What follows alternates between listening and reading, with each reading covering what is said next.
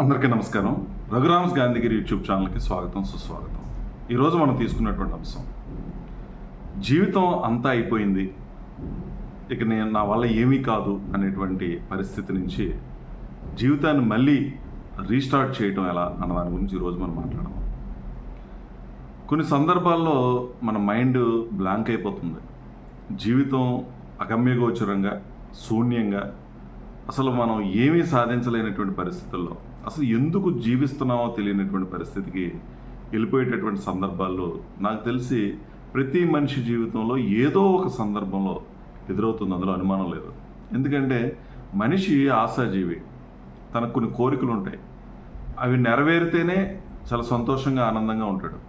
తను అత్యంత ఇష్టపడింది లేదా తను అనుకున్నది సాధించలేనప్పుడు ఎంతో నిరాశ నిస్పృహకు లోనయ్యేటటువంటి పరిస్థితి ఉంటుంది. కొన్ని సందర్భాల్లో మనం చూస్తాం, చాలా డబ్బు ఉన్నటువంటి వ్యక్తులు కూడా ఆత్మహత్యలు చేసుకున్న వాళ్ళు ఉంటారు.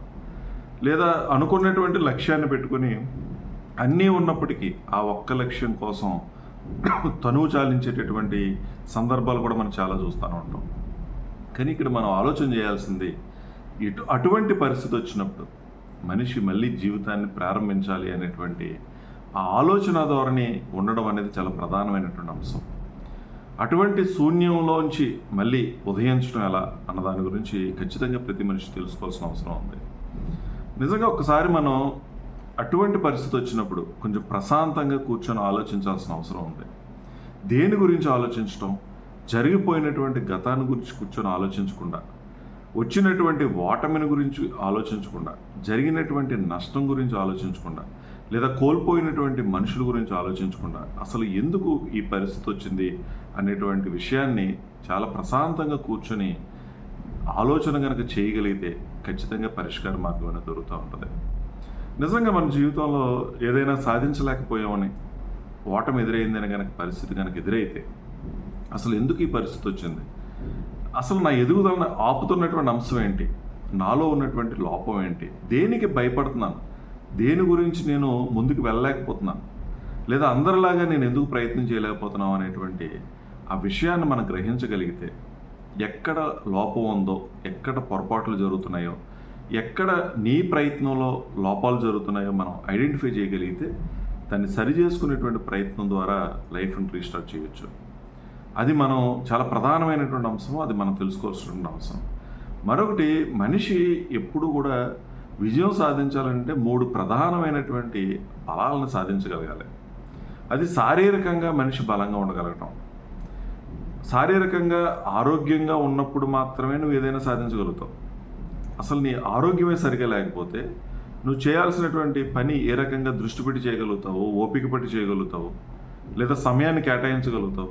కాబట్టి మొట్టమొదట అసలు నీ ఆరోగ్య పరిస్థితి ఏంటి, శారీరకంగా నువ్వు ఎంత ఆరోగ్యంగా ఉన్నావు, ఆ శారీరకంగా ఆరోగ్యంగా ఉండడానికి నువ్వేం చేయాలి అనేది మొట్టమొదట మనం ప్రయత్నం చేయాల్సిన అవసరం. ఆరోగ్యం లేకపోతే ఏమీ లేదు. నువ్వు ఎంత డబ్బు సంపాదించినా ఏ ఉపయోగం లేదు. లేదా ఎంతమంది మనుషులను సంపాదించినా, ప్రేమను సంపాదించినా వాళ్ళతో నువ్వు ఆనందంగా గడిపేటటువంటి పరిస్థితి కూడా ఉండదు ఆరోగ్యం లేకపోతే. సో మొట్టమొదట శారీరకమైనటువంటి ఆరోగ్యం ఏ విధంగా ఉంది అన్నది నువ్వు ఆలోచన చేయాలి. రెండోది, మానసికంగా నువ్వు ఎంతవరకు బలంగా ఉన్నావు. అంటే మానసికంగా బలంగా ఉండడం అంటే అర్థం ఏంటి, ఎటువంటి పరిస్థితినైనా తట్టుకునేటువంటి స్థాయిలో నువ్వు ఉన్నావా లేదా, ఉత్తినే నిరాశ చెందుతున్నావా, ఆందోళన చెందుతున్నావా, ఇబ్బంది పడుతున్నావా, ఇవన్నీ ఒకసారి ఆలోచన చేయాలి.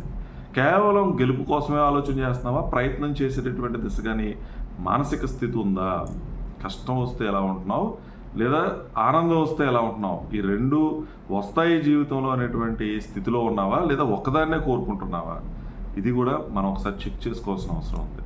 నీ మీద నీకు నియంత్రణ, ఇది చాలా ప్రధానమైన అంశం. ఈ మానసిక బలాన్ని పెంచుకోవడానికి మనిషి ఎప్పుడూ పాజిటివ్గా ఆలోచించడం, మంచి పనులు చేసేటటువంటి ప్రయత్నం చేయటం, లేదా ఎప్పుడూ మంచినే చూసేటటువంటి కోణాలని మనం ఎత్తుక్కోగలగటం, ప్రతి అవకాశంలోనూ గెలిచేటటువంటి పరిస్థితులను చూసుకోవాలి తప్పించి ఇబ్బందులు చూసుకోకుండా ఉండగలగటం, ఇటువంటి మానసికమైనటువంటి స్థితికి మనం రాగలగాలి. సో మానసిక బలాన్ని పెంచుకునేటువంటి ప్రయత్నం చేయి. వ్యాయామం, అది శారీరక వ్యాయామం, మనసుకు సంబంధించినటువంటి వ్యాయామం, 2 వ్యాయామాలు సమాంతరంగా కనుక మనం చేసుకోగలిగితే మానసికంగాను శారీరకంగాను ఆరోగ్యంగా ఉండగలిగితే నువ్వు ఏదైనా చేయగలుగుతావు. మళ్ళీ జీవితాన్ని కొత్తగా ప్రారంభించడానికి అవకాశం అనేది ఉంటుంది. మూడోది అత్యంత ప్రధానమైనది, ఎమోషనల్గా నువ్వు ఎంతవరకు స్ట్రాంగ్గా ఉన్నావు. భావోద్వేగాలు నీ జీవితాన్ని ముందుకు తీసుకెళ్తున్నాయా, పతనానికి తీసుకెళ్తున్నాయా? ఈ భావోద్వేగాల్లో నువ్వు ప్రవర్తించేటటువంటి తీరు ఎలా ఉంది, నువ్వు మాట్లాడేటువంటి తీరు ఎలా ఉంది, నువ్వు పరిస్థితులను తీసుకునేటువంటి కోణం ఎలా ఉంది? విపరీతంగా కోపాన్ని ప్రదర్శిస్తున్నావా, లేదా విపరీతంగా ఆందోళన చెందుతున్నావా, నీ ఇష్టం వచ్చినట్టు నోటికి వచ్చినట్టు మాట్లాడుతున్నావా?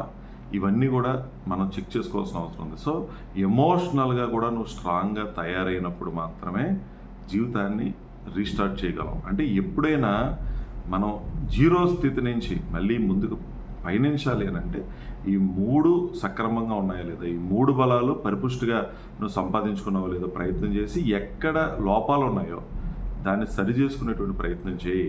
ఎమోషనల్ అయిపోతే చాలా సమస్యలు వస్తాయి, జీవితంలో చాలా ఇబ్బందులు ఎదుర్కొనేటువంటి పరిస్థితులు వస్తాయి. ఈ ఎమోషనల్ బేస్గా నువ్వు చేసేటటువంటి నిర్ణయాలు నీ జీవితాన్ని తారుమారు చేసే పరిస్థితి ఉంది. అది ఒక మనిషిని ఎంపిక చేసుకోవడం అవ్వచ్చు, లేదా ఒక వ్యాపారాన్ని ఎంపిక చేసుకోవడం అవ్వచ్చు, ఒక ఫీల్డ్ని ఎంపిక చేసుకోవడం, ఒక లక్ష్యాన్ని పెట్టుకోవడం కూడా. అంటే ఎమోషనల్గా నువ్వు ఏం చేసినా అది ఇబ్బందులు వస్తాయి. కాబట్టి ఎమోషనల్గా కూడా స్ట్రాంగ్గా ఉండగలిగినటువంటి స్థితికి నువ్వు రాగలిగితే జీవితాన్ని మరెన్నో స్టార్ట్ చేయడానికి అవకాశం ఉంటుంది. అలాగే ఎప్పుడైనా సరే మనిషి జీరోకి వెళ్ళిపోయినప్పుడు, లేదా దారి కనిపించిన పరిస్థితి వచ్చినప్పుడు ఎవరో ఒకరు సహాయం తీసుకునే ప్రయత్నం చేయండి.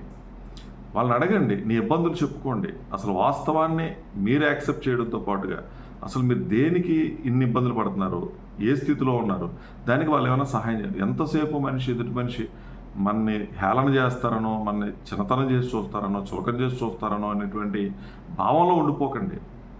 సమాజంలో మంచి వాళ్ళు ఉంటారు, మన మంచిని కోరుకునే శ్రేయోభిలాషులు కూడా ఉంటారు. అందరూ ఒకేలా ఉంటారు. నువ్వు ఎంపిక చేసుకో, ఎవరు నీకు మిత్రులు, ఎవరు నీకు శత్రువులు. నువ్వు ఐడెంటిఫై చేయగలిగినటువంటి స్థాయికి నువ్వు వచ్చినప్పుడు ఎవరు నీకు నిజంగా సహాయం చేసేటటువంటి పరిస్థితి ఉంటుంది. సహాయం అంటే ఒక ఆర్థిక సహాయం అనో మరొకటో అని కాదు. నీ ఇబ్బందుల నుంచి లేదా నీ జీవితాన్ని తిరిగి ప్రారంభించడానికి ఏ రకంగా ముందుకెళ్తే బాగుంటుందో అనేటువంటి సలహాలు, సూచనలు ఇచ్చేటటువంటి మంచి వాళ్ళు ఉంటారు. ఆ ఎంపిక చేసుకుని వాళ్ళకి నీ బాధ చెప్పుకొని ఏ రకంగా నువ్వు బయటపడాలనుకుంటున్నావు, వాళ్ళ నుంచి ఏం ఆశిస్తున్నావో, వాళ్ళు చెప్పిన దాన్ని ఏ రకంగా ఇంప్లిమెంట్ చేస్తున్నావు అనేటువంటి దాని మీద కూడా నీ జీవితం మళ్ళీ తిరిగి ప్రారంభించడానికి అవకాశం అనేది ఉంటుంది. కాబట్టి అటువంటి వాళ్ళని మనం సంపాదించుకోవాలి. మంచి వాళ్ళతో స్నేహం చేస్తే ఖచ్చితంగా వాళ్ళందరూ దొరుకుతారు. అటువంటి వాళ్ళని నువ్వు సహాయ సహకారాలు ఇటువంటి క్లిష్టమైనటువంటి పరిస్థితుల్లో తీసుకో. ఎందుకంటే వాళ్ళ అనుభవజ్ఞులు, నీకన్నా పెద్దవారు, జీవితాన్ని చూసిన వాళ్ళు, ఎన్నో గెలుపోవటంని చవి చూసినటువంటి మనుషులు. వాళ్ళ సహాయాలు ఎట్టి పరిస్థితుల్లో మనకు అవసరం అవుతాయి. అందుకని ఒంటరితనంగా ఫీల్ అయిపోయి, నిజంగా ఒక రకంగా ఒంటరిగా నువ్వు ఫీల్ అయ్యి బయటపడేటువంటి ప్రయత్నం చేస్తే చాలా సంతోషం.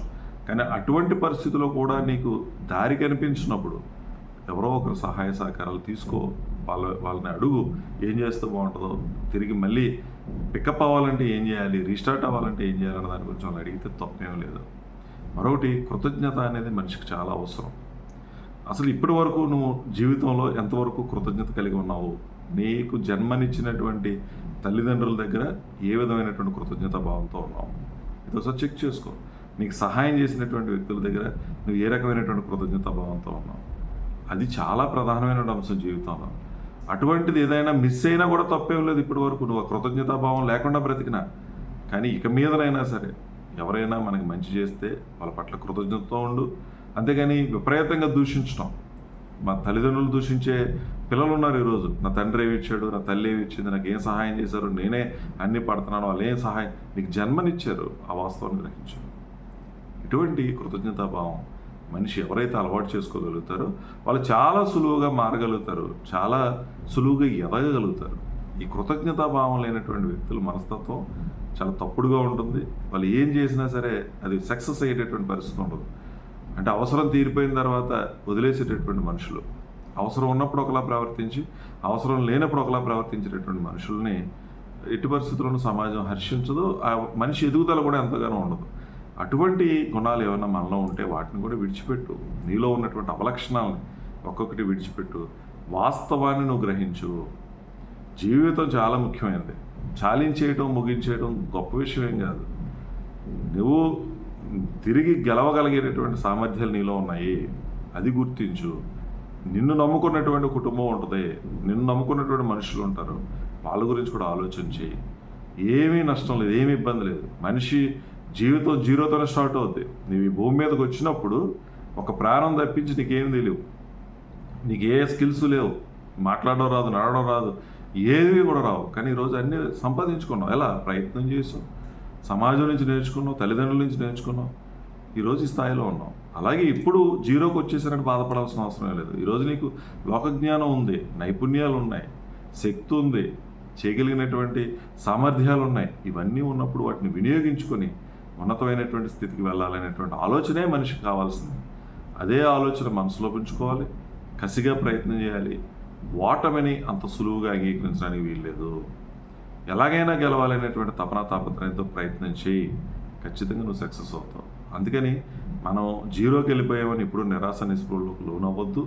తప్పుల్ని సరి చేసుకోండి, మార్చుకోవాల్సినవి మార్చుకోండి, ప్రయత్నాన్ని మార్చండి. ఎక్కడికైనా వెళ్ళేటప్పుడు దారి తప్పిపోతే ఏం చేస్తాం? ఒక్కసారి ఆగుతాం, ఎటు వెళ్తే బాగుంటుందో ఆలోచన చేస్తాం, అడుగుతాం వాళ్ళని వీళ్ళని. లేదా ఈ యుగంలో మ్యాప్ చూస్తాం, ఒకసారి ఫోన్ ఆన్ చేస్తాం, ఎటు వెళ్ళాలో చూసుకుంటాం. అలాగే జీవితంలో దారి తప్పినప్పుడు ఖచ్చితంగా దానికి కూడా మార్గాలు ఉంటాయి. ప్రయత్నం చేయండి, నిదానించండి, సమయం తీసుకోండి. ఎలా వెళ్తే బాగుంటుందో, ఎలా వెళితే మళ్ళీ మామూలు స్థితికి వస్తామో, గెలుపు పయనిస్తామో అనేటువంటి ఆలోచన చేసి నిర్ణయాలు తీసుకుంటే ఖచ్చితంగా మనం సక్సెస్ అవుతాం. కాబట్టి బలంగా మారాలనేటువంటి కోరిక రండి. ఓటమి నుంచి బయటపడాలనేటువంటిది కసిగా అనుకోండి. నీలో ఉన్నటువంటి శక్తి సామర్థ్యాలు ఒక్కసారి గుర్తించుకోండి. శక్తి సామర్థ్యాలతో పాటు ప్రధానంగా నీలో ఉన్నటువంటి భయాలను గుర్తించుకోండి, మీలో ఉన్నటువంటి లోపాలను గుర్తించుకోండి, మీ బలహీనతను గుర్తించుకోండి. బలాలను పెంచుకునే ప్రయత్నం చేయండి. బలహీనతలను ఒక్కొక్కటి సమయం పట్టిన తగ్గించుకునేటువంటి ప్రయత్నం చేయండి.